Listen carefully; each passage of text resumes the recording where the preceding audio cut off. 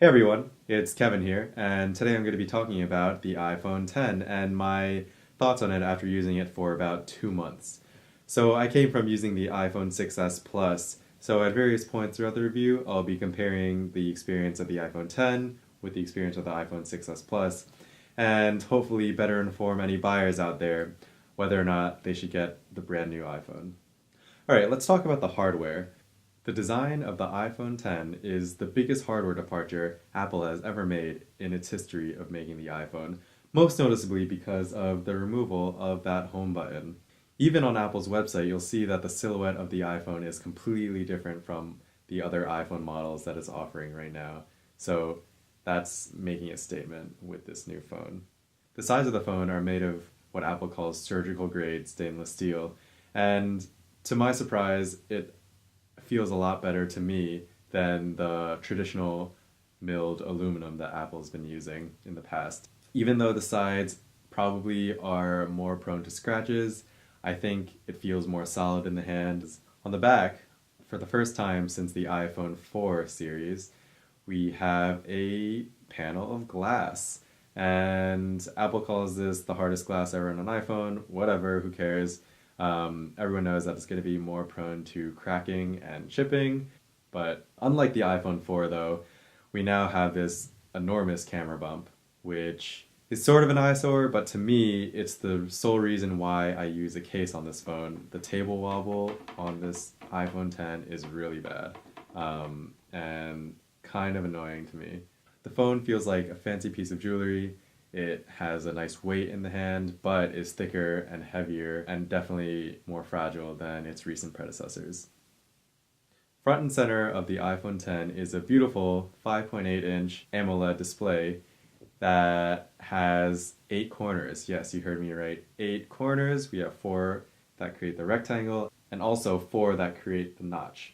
The colors are extremely vibrant. The blacks are completely black, as AMOLED technology is, and I have no issues with the screen brightness on this phone. In broad daylight, it works perfectly. If anything, the colors seem to pop more during the daytime.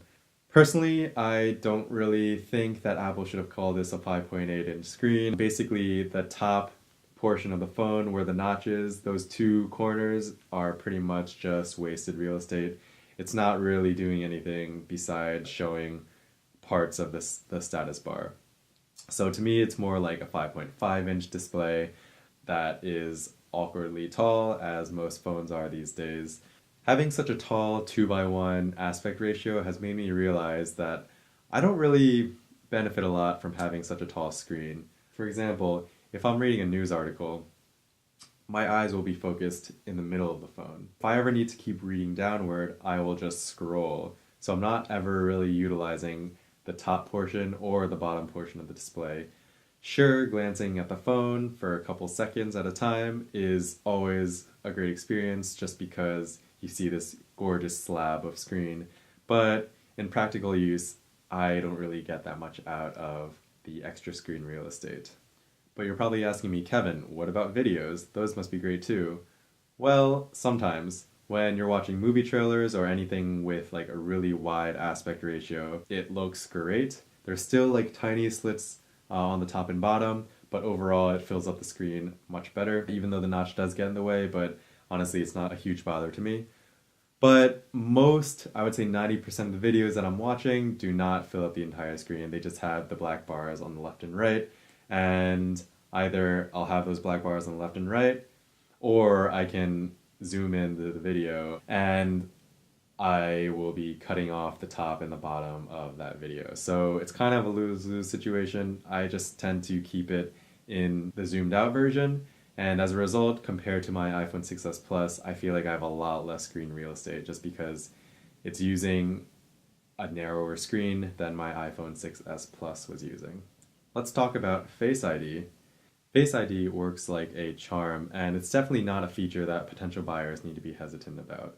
There's definitely a bit of a learning curve to it. You kind of have to raise the phone a little bit higher than you would have normally with Touch ID, but you get used to it really quick, and once you're used to it, it works without you even thinking about it. It works in a whole bunch of situations. It works, obviously, with my normal face. It works when I'm wearing glasses. It works if I'm wearing a scarf with a jacket on. It works if I'm wearing a hat. It works if I'm wearing headphones over that hat with the glasses. You know, all situations that are in day-to-day use, it will almost always work. It's great. It has even surprised me in some cases. For example, I'd be, sitting at my desk, want to check the time on my phone, so I just tap the screen, wake it up, glance at the phone, and realize that it just unlocked by itself. That's super awesome. I think Apple's done a great job fine-tuning its algorithms to make Face ID work, and I'm really pleased with the end product. I actually prefer it over Touch ID because a lot of the times for Touch ID, my hands would be wet or my hands would be damp, and almost in all those cases, Touch ID would not work, and it was really frustrating. But I have been less frustrated with Face ID than I have with Touch ID. The only thing I might worry about for Face ID is the lifetime and integrity of the components that make it possible. So we have this flood illuminator and dot projector looking for your face or shining on your face a lot of the time, and I just wonder, how many hours have those been tested for? What is like the actual lifetime of these components? We'll just have to find out. The speakers on the iPhone X are fine. I don't really expect much from phone speakers. It's definitely great to have this front-facing speaker. I didn't have one of those on the iPhone 6s Plus. It was just the side-facing one, so definitely having both of them is good. The speakers get pretty loud, but I don't really use these internal speakers for any kind of major sound listening. All right, let's jump into the cameras. So there are 3 cameras on this phone. We have 1 front-facing camera and 2 rear-facing cameras. The front-facing camera is acceptable and does the job, and the back cameras are pretty exceptional. I think Apple's done a great job with its image signal processing. So we have great dynamic range in almost all my photos. Take a look at this one, for example. The sky is beautifully blue. The church dome is also, even though it's a little bit backlit, we have recovered the shadows a lot from it, and we can even see the details from the birds. And if the shutter speed were a little bit slower, the birds would have been blurry, but because of that wide aperture, the birds are nice and crisp.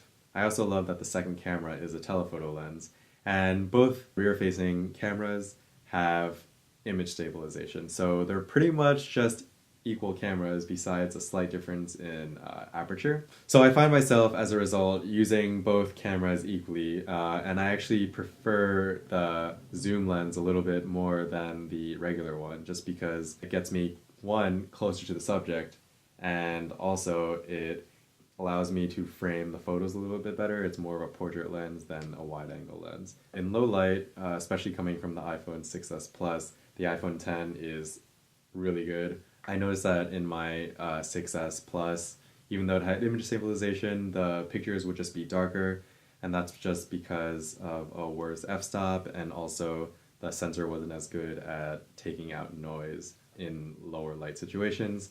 But obviously Apple has improved a lot over the past 2 years, so now images taken in dark situations are a lot brighter than they were on previous generations of the iPhone.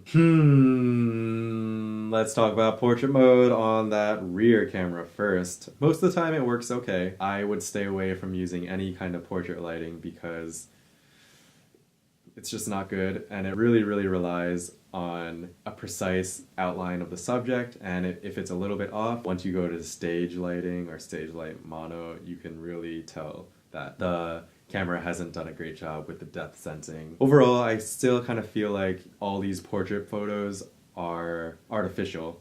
It just always seems like that the subject is popping out from the background a little bit too much. It seems a little bit unnatural. And on the front-facing camera, just don't even take photos with portrait mode. It's just terrible. Just don't even try. This is the biggest battery Apple has ever put into an iPhone, but it's also the biggest screen that Apple has ever put into an iPhone as well. Thus, I'm not getting any better battery life than I was getting on the iPhone 6s Plus, but I did think that the iPhone 6s Plus had great battery life. I easily can get a day of use out of this phone, which is good enough for me, and the phone feels really fast all the time. So speed is also something that you should just not have to worry about. Now let's talk about iOS 11 on the iPhone X. So iOS 11 was supposedly designed around the iPhone X, and there are a lot of things that I do like. So I love swiping up to go to my home screen, And I love the multitasking gestures, you know, sliding left and right on that home bar on the bottom. That's great as well. It feels smooth and fluid and natural, and it's really easy to get used to it. I love the 3D touch buttons on the home screen that let you access the flashlight and the camera really quickly, although I don't really understand why they're not on other iPhones that have 3D touch capability. I also love that you can just tap the screen to wake it up. But there are also a lot of things that I don't like about the new iOS. I don't like that Control Center is swiping down from the right side. It almost always requires 2 tries. Also within Control Center, the Wi-Fi indicators just switches sides when you enter Control Center. That's very weird to me. Also, is anyone else confused by the fact that the notification center looks the same as the lock screen now? So just in general, we're seeing kind of a lack of refinement in iOS, and I hope that it improves in the future. So the iPhone X is the result of a lot of firsts for Apple. It's the first iPhone without a home button, it's the first iPhone with Face ID, and not to be forgotten, it's the first phone that starts at $1,000.